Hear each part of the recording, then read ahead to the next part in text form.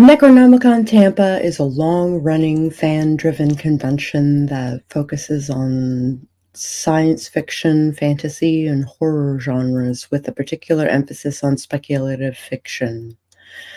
First held in 1982, the convention has been an annual staple in Tampa, Florida. I was there a week ago, and we're going to prepare you for next year.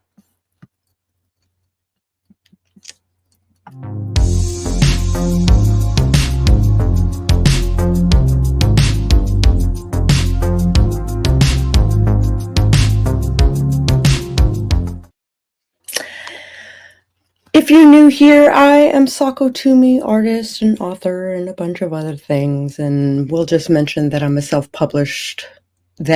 am self-published 3 times over. I've been working on my craft for decades, and now I'd like to share my skills with you guys. I'm Dewan L. Hearn. I'm more affectionately known as the Moon. I write stuff, I film stuff, and I talk to people. And today he's going to talk to me about Necronomicon. Yeah, because this girl's always going to some new convention that I've never heard of. And so one of the things I have found out through talking not only just to Sako, but to so many of my other friends that do the con circuit, because there are people who are at AuthorCon this weekend, like our good friend Tommy. Oh, yeah. It's in St. Louis. AuthorCon 4 is in St. Louis, and we're talking about AuthorCon 5. That's months and months away in March in Williamsburg. But that's the point. Like, there are so many different cons. She's going to, or I could even Balticon, and then there's Imaginarium, and then the Necronomicon. All these different conventions offer something different to different groups of people. So the best way to figure out which one of these cons are best for you, she goes. I guess this way. She goes. And so since she just went to Necronomicon in Tampa, Florida, there is a lot to discuss with that convention, but we're going to go into a couple things. First and foremost, this con took place over the same weekend as the hurricane. So we want to give our love and condolences to everyone who may have been impacted by that hurricane. Hope that you guys are doing okay. How was your trip there and through and such? I was there during the hurricane. The house was okay. We had a couple of power flickers, but we kept power. But on Friday morning, downtown Homosassa was under 10 feet of water. Crazy. And that's just blowing my mind because I'm 5'10", so I'm almost 6 foot. How tall are you? Like 5 foot. 5 foot. So about her standing on my shoulders is how tall the water is. Mm-hmm. Just fathoming that. Crazy. My shoulders aren't that good, so don't stand on them. So we are Sako and the Moon, in case you are viewing this for the first time. We are 2 self-published horror authors who are talking about craft and publishing and conventions and interviewing guests and all kinds of good horror themed stuff. Right.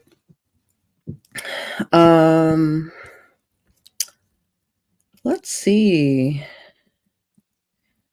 Where do we start?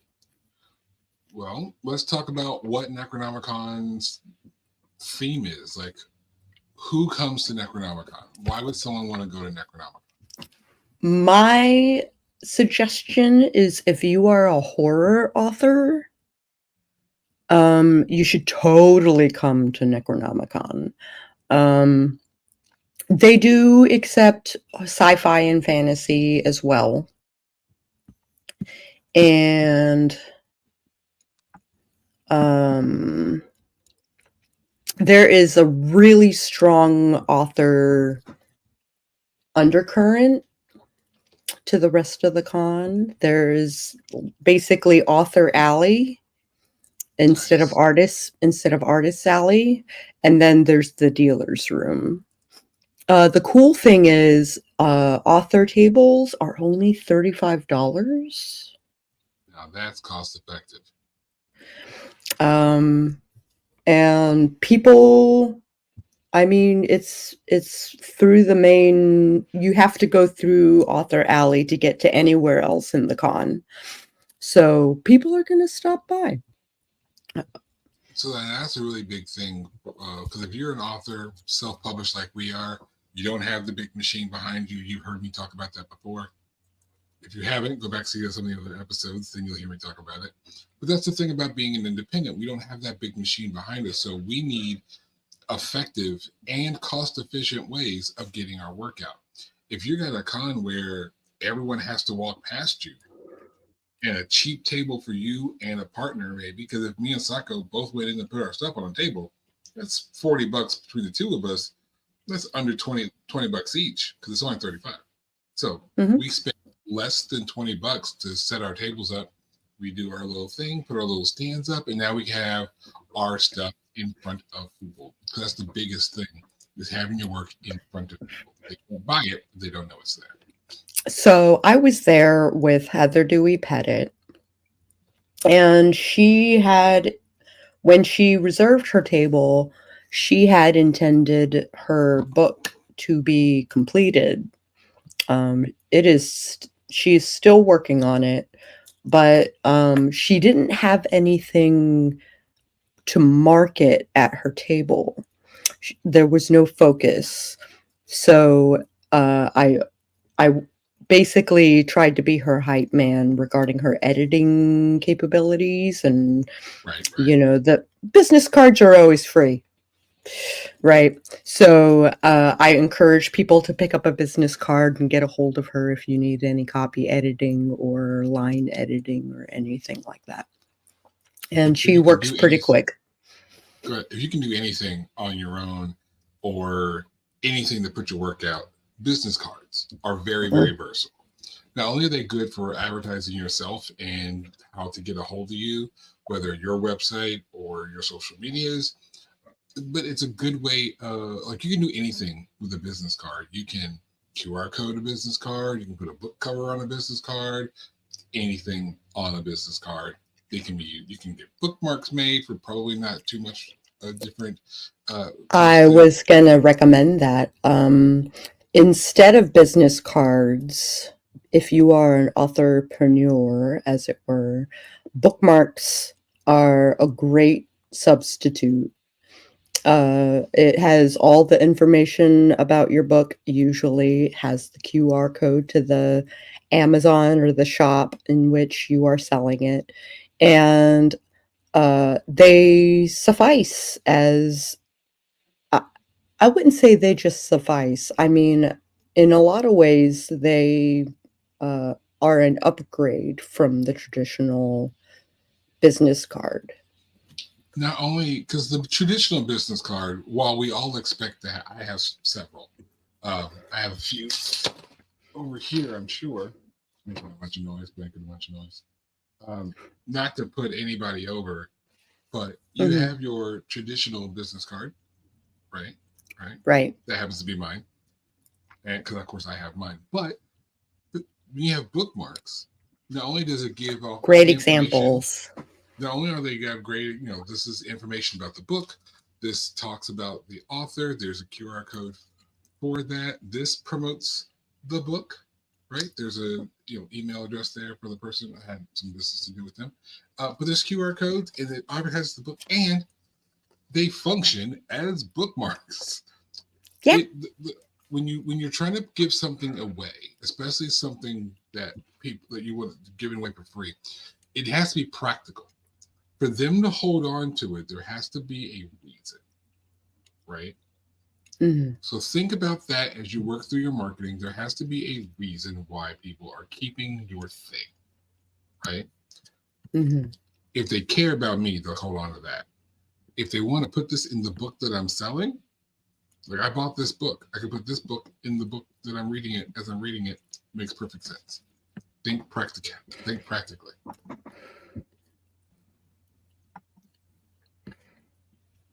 Excellent.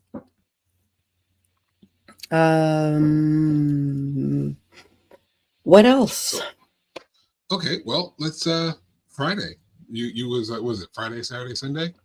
3 days? Friday, Saturday, Sunday. So here's the deal.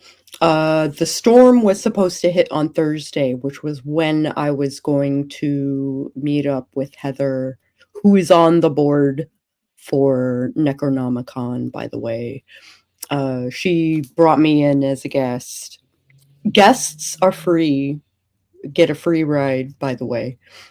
Oh, nice. Um, and I tried to get a room for Wednesday night so I could be in Tampa during the hurricane. Right. And it was booked solid, so there was no way I was getting into Tampa on Wednesday. So the storm hit on Thursday. And what a storm it was, like raining like a cow pissing on a flat rock. And then the wind gusts were up to 80 miles an hour. So like it's raining like that sideways. And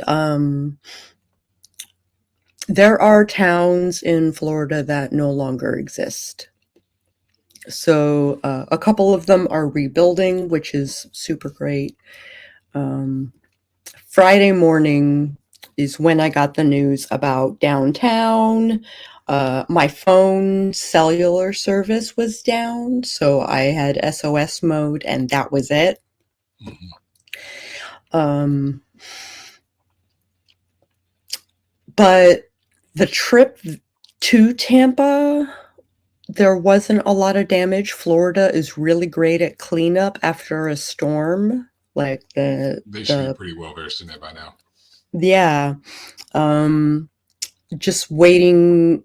Some of the lower areas that were flooded, they had to wait for the water to recede. But the debris and everything like that was cleaned up by 8 a.m. It's an hour between Homosassa and Tampa, and Tampa had certain roads closed off, so GPS had to kind of figure out like what the hell was going on. Like how to actually get you around. Mm-hmm. Necronomicon happens at the Embassy Suites on USF, the college.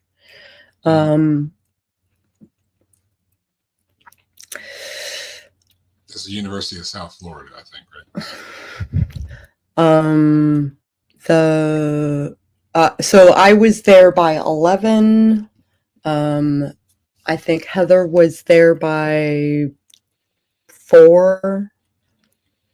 And I had a panel at 10 on Friday. So that was 10 Friday night. Yeah. Right. Mm-hmm. So like I'm not used to panels going that late in the evening. The after dark stuff is after dark. Right. Now she had a panel that was a little spicy. It was. Hey, that's an element of storytelling that people find intriguing. So if there's a market for it, hey, you might want to throw that in to some degree. And that was how to verb your noun. That was how to verb. I went to verb your noun. Basically, it was supposed to be like how to write spicy scenes in your fiction. But we ended up talking about marketing more than anything else. Both are important factors. I mean, let's call it absolutely sex sells. Absolutely. And we have some friends who will remain nameless who have been spending most of the year reading, I think the word she typically uses is smut. Shout out to who we're not going to name. Yeah. I'm not going to call you out like that, even though you've told people it's fine. But sex sells and it intrigues people, and you can throw romance and relationships into all kinds of spaces, whether it's sci-fi, fantasy, or in horror. Sometimes, if you have a romantic interest between your main character and a secondary character, it adds that tension, that suspense. It gives your hero a reason to be a hero in some cases. So don't back away from these types of things. It could be really good for your plot if you're good at writing it. If you're not good at writing it, then find a panel. Fade to black. You know, like there's a lot to be said for fade to black. You know, find a panel. Don't be shy. My whole point here is don't be shy when you go to these conventions and there's some kind of sexy, romantic, sort of sex scene-y, righty thing. Go sit into it. If at the very least it's going to be entertaining as hell. I've sat in one, and it was the funniest thing I have ever sat in the middle of. It was nuts. But you can get some ideas, and you can learn how certain elements of story can help drive your narrative, regardless of what your narrative is. So when you go to these conventions, that's the whole point, to be exposed to things you're not otherwise exposed to, or maybe you haven't been exposed to enough. So take advantage of these types of classes. Take advantage of these kind of panels, because then you don't have to pay for it and feel weird about it. Indeed. I mean, you paid in the sense that, like, you paid to go to the convention, right? But yeah, so you might as well just do all the stuff. You might as well do all the stuff. Yeah. Be a doer of things, like us. They might have had a different connotation, given the subject. And given the subject, that was a little different, yeah. But you know what I meant. Moving on. So what's another panel that you were a part of?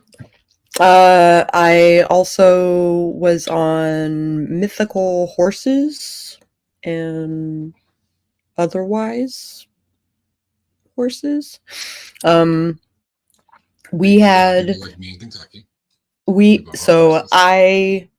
I took notes before the con for each of the panels that I was on so that I didn't make an ass of myself and have nothing to talk about. Right. So I handled the mythical horses. Heather handled the normal horses and maintenance of said horses. And then we had the horse historian on the end. I didn't catch her name because introductions were never done. So they just kind of assume everybody knows everybody at Necronomicon.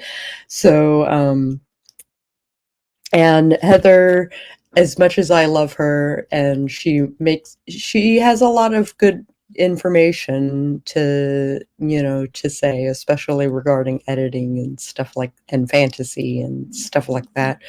But she's a terrible moderator. She says that with love. If you're watching. I say that with love. She says that with love. The third was mental health and art appreciation. So our moderator couldn't make it because of the storm. So I was the only one with notes. So I stepped in as the moderator. So that was my first moderation of a panel. And thank you. And I was told that I was more organized than most. So I tried to make it. I tried to make it as organic a conversation as possible.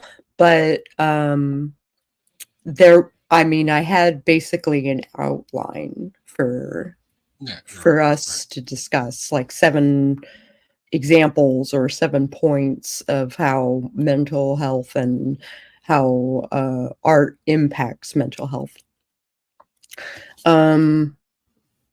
So it was Kat, who is a illustrator by trade and also a author, I think, and Heather and myself. So it was Sunday, and what we're trying to do, which we're going to pitch, is no panels on Sunday, just the raffles and the ice cream social and the dead dog party and, social stuff.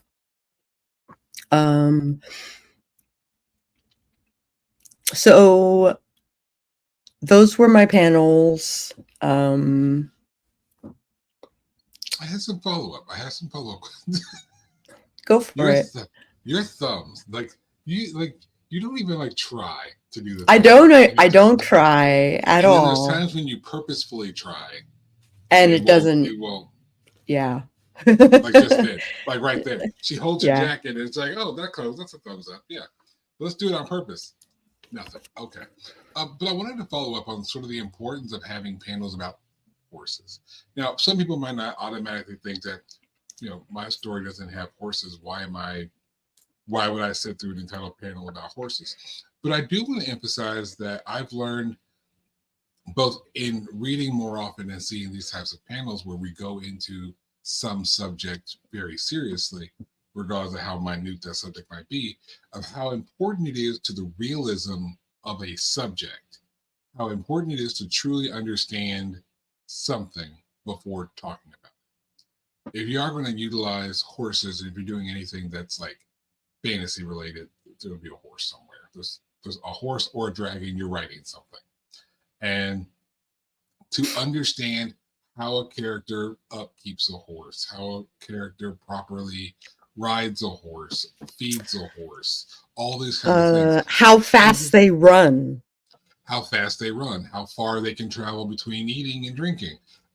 These are the kind of things that if you're reading a story and you're familiar with horses, you're going to notice when this stuff is wrong. And that takes our people historian, out of their story. Our historian mentioned DNFing a lot of stories that were like, oh, the horse ran.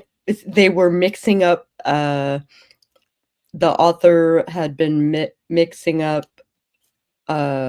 periods of items of different periods, right. As far as like tackle for the horse, and they would have just been better off being simple and saying he got on his horse, as opposed to he used this fancy saddle to and then cinched the thing that needs cinching and there was a bunch of details that had no business being there. And the big story here is ultimately nothing to do with horses, but horse is what we're putting in the subject bar for this conversation because there was a panel for it. But whether that's horses, motorcycles, cars, planes, trees, cats, shoes of a period, know what you're talking about. If you're going to bring it up, if you're going to add it to your story, if it's going to be significant, learn about it. Google is free. Most libraries are still free. Find a book on the thing, read about the thing, learn about the thing properly. Because when you start throwing in space facts and start saying that there's 10 planets in the solar system, and people who care are going to notice. And if it's not that important, like she said, you're probably best just leaving it out. Like, I get it. We all want to paint our walls as blue as possible with all the details and all the whatever to add to the word count. Let's be honest. But it doesn't matter how many words you put into your story if we've closed the book and put it down.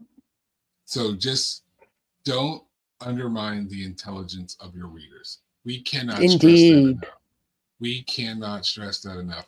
Do not dumb it down for your reader. We're talking sci-fi. I love this example. Most sci-fi, most TV shows, when there's some like sci-fi or hyper intelligent element, has that one character that always needs everything explained to them. Stargate SG-1 had Jack O'Neill, and everything had to be explained to Jack O'Neill. So when Daniel Jackson or Samantha Carter are rattling off all these scientific alien languagey whatevers, Jack's like, what? And then they have to change it and explain it to Jack, which is the translation for the audience. If you want to add yourself a character for that, have your hyper intelligent character and then have your character that's pretty average, Joe Blow, and then have them explain it to the Joe Blow character, and that explains it to your audience. But don't dumb down your audience. They're going to know. They're going to figure it out. I'll pause a book or put it down. I'll look it up myself if it doesn't sound right. And that's me. So just, I want to take that moment of the importance of panels like that.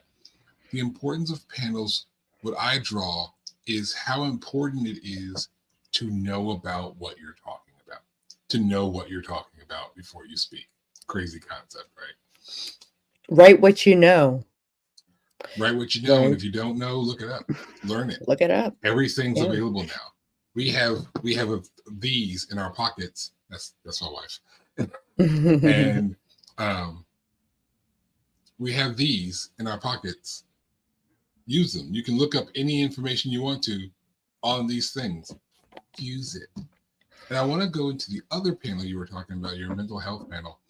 Was this a panel that was kind of discussing the mental health of artists, or how art is used to help in mental health? Actually, both. Okay. I know the answer to this question firsthand. I know you know the answer to this question firsthand. We have these conversations literally daily. But let's emphasize. Let's take some time. We got a little bit of time. We got plenty of time. Let's just take a moment to emphasize how important it is to, one, as an artist, take time to focus on our mental health. And I mean, you can use art to as part of your self-care routine. How like, for you, how important has it been to, as you're doing your drawing, which you got some really awesome stuff on Patreon right now that you're doing through October, to go check that stuff out if you haven't. Yeah.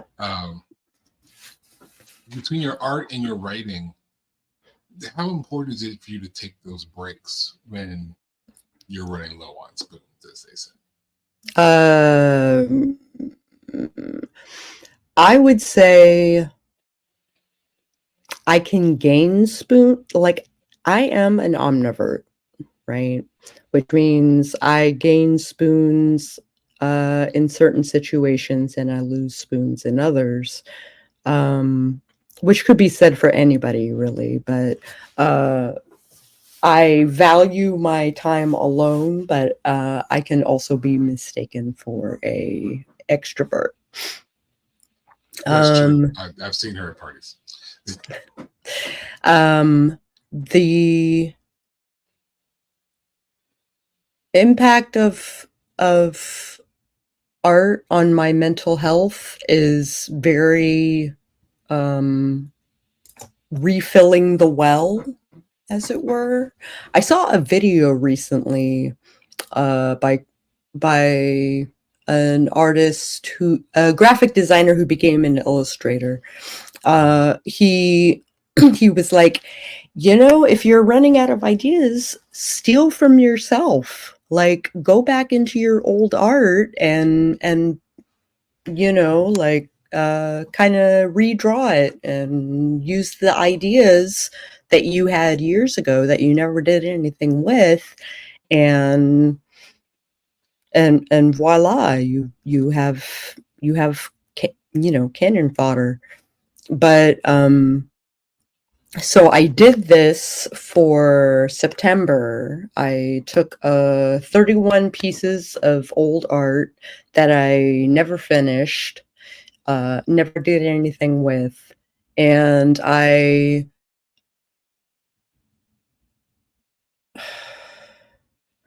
I'm here, I swear. Yeah, you took them, you re-inked them, and you redrew them and finished them. So I spent September inking them, and then and it was very healing for me to spend 2 weeks inking old art, and I'm in the coloring phase and the release phase because it's October. Hooray, hooray. October drawing. October is particularly known amongst artists as Art Challenge Month. So Drawloween, Inktober, like there's all kinds of. Most importantly, my birthday. Let's just talk about it. Is that an art challenge? Is your birthday? It's not, but it should be. Oh, okay. It should be. I don't know how. I'm not posing for anything. I'm not. But I'm not. But all jokes aside, like October does hold demo, and you've got some art that I've seen you kind of given some hints on, and you've shown it's good stuff. Like you get to know her art style, and that's exactly what you're thinking. She's inking it, she's coloring it in. It looks fantastic. For writing, we all have those ideas that we've kind of done the same thing. We wrote the idea in a notebook, put it aside, ignored it. Like, oh, I'm working on this other project right now. Let me just throw this idea down, put it in a notes folder or in a notebook somewhere over there. I have my notebook over there. Periodically, when you've got that break or when you just need something to calm and give yourself a zen moment, pull those old notebooks out. Find that little prompt that you gave yourself and, do the same thing she's doing for art, but do it for your writing. I have a notebook. It's in this bag. It's way over there, and I can't reach it from here, but I can pretend. We'll just use this book as a prop because you don't know what's in it, so it doesn't matter. But you can just take the ideas that you used to have and just write yourself on one little page something. The whole point here is the utilization of art. What makes an artist, what really gives us that gumption. The difference between an artist and a person who draws on occasion. It's in us. It's like in our soul. It's in our blood. And sometimes we have to dig deep. We have to reach back into that thing that we're doing, that thing that we love. And as cheesy as it sounds, it's like we have to find ourselves again. That's one of the important things about, because most cons that I've either been to or had a friend of mine go to, there's always a panel on mental health. The crazed artist is one of those things that it's a real life trope. And a lot of the artists that I know have gone through struggles, whether it's, they don't have the capacity to do their podcast, or they are no longer, comfortable with that genre of writing due to life events. Because when you write stuff like we do, you write things in the space of horror. Everything's fine and dandy until something horrible happens to you. And when something happens to you or happens around you to someone you care about, that can really have a toll on not just your state in the moment, your grief and your sadness, but can also have a toll on how you perceive your own art, your own horror art and or fandom. So it's really important to take moments to go to these panels, talk to these people, have some honest one-on-ones with the people you've seen in these panels and ask some questions. Not only can you make some really good friends and have people that are close to you, and maybe people you can reach out to in case you're in those moments, but you learn real quick. I'll tell you what happened to me with the first mental health panel I sat in. It was hearing someone else talk about how their life was great, and then COVID happens and everything stops for them. And their wonderful job that they had, they no longer had. what gave them purpose, they no longer had it. And they started to really get lost in themselves in those moments. Um, and it took them a while to find themselves. And I saw that in me. And when you're able to hear someone share their story and you can relate to it, it's almost like a mirror of what you've experienced to some degree. It's nice to know you're not by yourself, and when you're not by yourself in those really emotional struggles that we all tend to have, it's the best way to pull yourself out. Would you agree? I would. I absolutely would. So when you see those kind of panels, go sit in the back if you have to, hide in the corner if you have to. Then you don't have to participate. You don't have to raise your hand and be part of the thing, but listen and learn and really trust you when you are telling yourself that you need to take a break or try something new or maybe step away from this particular thing. Or you can do like I did and change trajectory of your career a little bit. I went from drawing comics exclusively to doing concept design and for TV and video games and RPGs and books and stuff like that. So, and it's paying off now, right? So, I have been drawing for RPGs. I have been drawing for video games, which that project is on pause for right now, but we'll see how that shakes out. Happens. Yeah, it happens. Because a lot of these programmers, when it comes to indie games, making games is not all that they do. So the video games are kind of like a side hustle. And when things get really rough, something's got to give. And sometimes that turns out to be the hobby game, right? So, but and I'm formatting a book for Jenny Noble as we speak. So I just designed a ornamental break for her, featuring a wolf silhouette and frilly bits and super cool stuff. So and she wants her book formatted in a font that is dyslexic friendly because she has people in her family that are dyslexic, and accessibility is super important to her. So yeah. It's interesting because there was you and I had this conversation when we were talking to Jenny about that in the beginning. Our good friend Jenny Noble, and I was having a conversation on Twitter. I won't call it anything else. We were having a conversation on Twitter with the people at Word Weaver Pro, and they're going to be doing a panel at Imaginarium about this accessible formatting. And not sponsored, but they have an online program that helps you kind of organize your story, to help you keep your story together, rearrange things, and aids you in the novel writing process.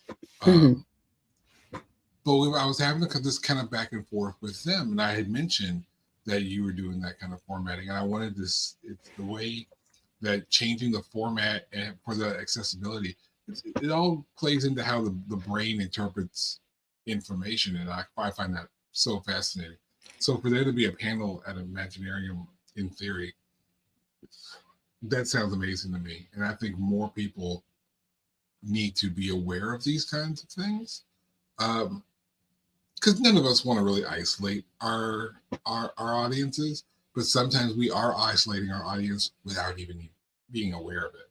So being aware and going to these panels, going to these kind of conventions, like Necronomicon, you're going to look through that programming and find all kinds of crazy stuff that you're like, I wouldn't normally sit into this, but maybe I have an extra hour. Maybe I should. Not just panels. Not just panels. I mean, they got workshops, they got seminars, they got gaming, they got LARPing, which I would yes, I would include that in gaming. But it's kind of its own beast. Cosplay. There's a charity that they work with called Kids and Canines. They have very social puppers that come in and snuggle. You can come in, snuggle all the puppers. It's actually quite nice. It's right in the middle of the con too. There was a photographer who took up half the atrium, and we just put the photographer in a terrarium, just a little small way, sat in a box, just sand. Yeah.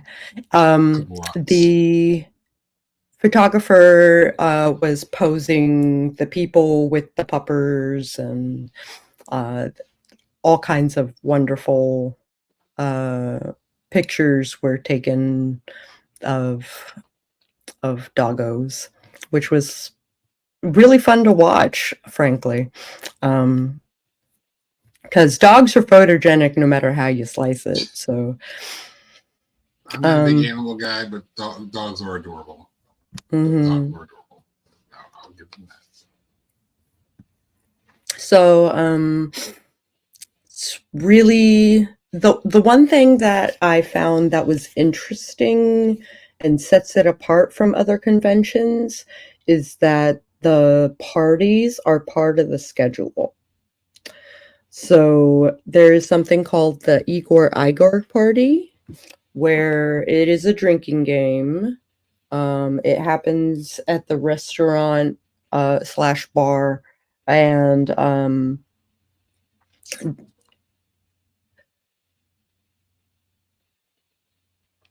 half the group yells Igor, half the group yells Igor, and they go back and forth, Igor, Igor, Igor, Igor, until the side that doesn't respond has to drink. And it's a cider mead beer tasting, which is super awesome, because the local breweries, they even had a Virginia brewery involved, which was, I thought, very interesting. But the breweries donate the beer and the cider and stuff like that for the convention, for the tastings. Very smart. Because if you tried it and you didn't have to pay for it and you like it, then you will pay for it. Then you will pay for it. Yeah. They know what they're talking about. I probably should have bought some beer while I was down there, but there's no way I could have taken it on the plane with me to take it home. So that's when it gets tricky. That's when it gets tricky. Mm-hmm. Now, maybe store it in my dad's fridge. Now, in Louisville, if we go to the cons that are here in Louisville, I live here. I can just take that stuff home. That's cool. It's cool. Mm-hmm. But it is hard to drag all that on a plane. Don't be drunk on a plane. Let's just throw that out. Don't be. I don't know. Being drunk on a plane is quite. I think it's quite nice. Until you're belligerent. Oh. Or someone else is. Oh, I am not a belligerent drunk, so you may not be, but someone out there might be. Don't get drunk on a plane. Okay. They have guests. They have all that horror focus. It's not to the macabre. Necronomicon. Obviously, there is like a Lovecraftian sort of undercurrent as well. So, thus the name Necronomicon. to Book of the Dead. Yeah. Among other things. We'll stick with it because that's when you start opening the book, multiple layers. Yeah, I could talk about that another time, perhaps. Like I said, that could take some time. Like I can see us getting into that a little bit deeper than we intended. Let's see what else. HP's. It's a reference to H.P. Lovecraft's most famous fictional creations, the Necronomicon, a grimoire often mentioned in his Cthulhu mythos stories. While Lovecraft's work isn't the only focus of the event, the convention has embraced his literary legacy, making it a place where cosmic horror and weird fiction often take center stage. They have a film thing, like a film festival. They did last year, but I didn't notice it this year. So it might have been because of the storm, because the people who run it, yeah, because a lot of people who were flying in were not flying in during the hurricane, and some of the people, some of the local people couldn't. I mean, their livelihoods were destroyed, so the con was the least of their worries. Yeah, go to Necronomicon, but like get the stuff out of my house that is now in shambles. Yeah. I mean, maybe a little column feed my family or buy a new book. Like it's like okay, we kind of get obviously, you get it. Particularly this weekend, they had other things. But hey, for those film writers out there, filmmakers and screenwriters like me, look at some of these cons that maybe in your general area, quick, easy travel to. Those are the ones to submit your projects to. Things like places like Film Freeway, also still not sponsored. They list a whole bunch of cons for you to submit some of your work to. Oh, that's cool. Oh yeah, like you go on there, you have like you put your work on there. Like I have a screenplay, you upload the screenplay, and then you find other cons to shop them to. And by shop them to, I mean you're submitting them for consideration for awards. And do this as much as you can, because those awards, those laurels, the little graphic trophies you get, they go on your movie posters, and it kind of brings more credibility to your work and to your name. And these are very, very important, especially as an independent, because you don't have a big production behind you to give you credibility. You know, if you're a film writer with Universal or you do stuff with this production company, sure, they're going to care about you. You're just a little dude like us, a little person like me, they won't care. But you get a whole bunch of those laurels on your poster, looking like, who is this guy? And that's how you're going to get your stuff out. I was talking to JB Kane, who is a female author who specializes in supernatural horror. And she has those gold stickers on her books as well.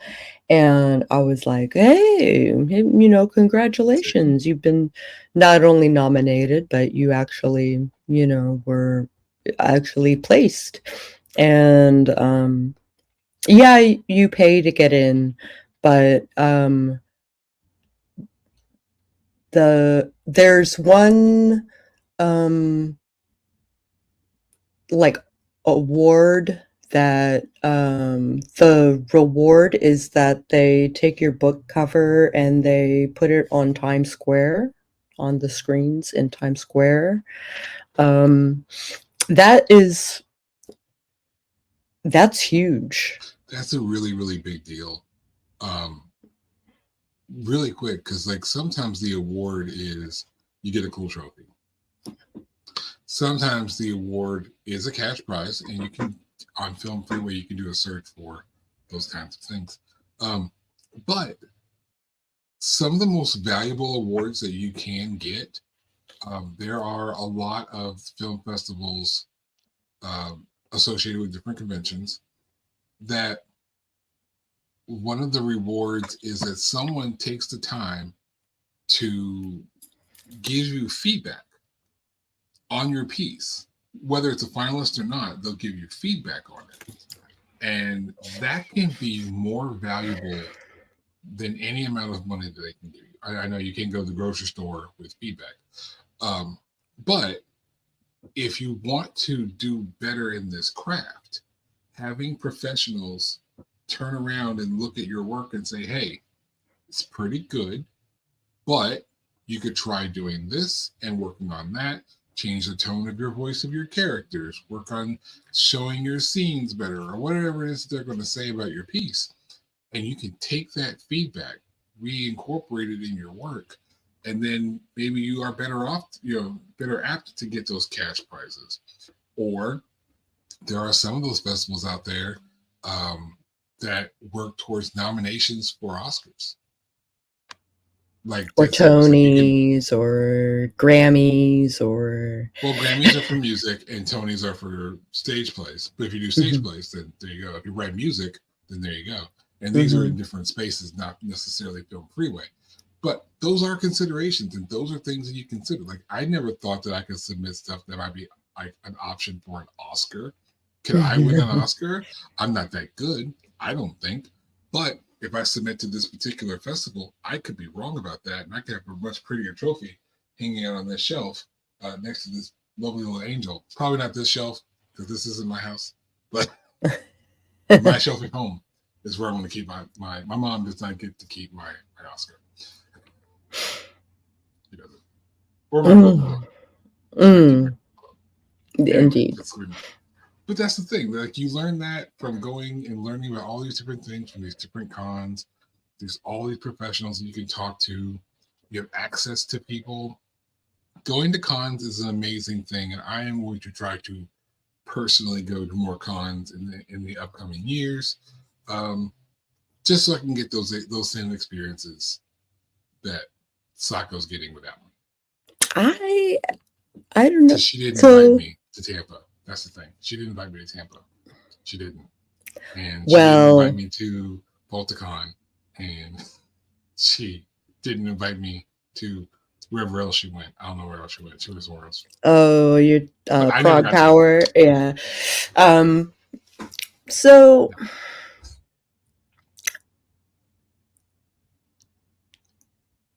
The downside to some of the smaller cons, like Necronomicon, is that a lot of times they are more work than fun.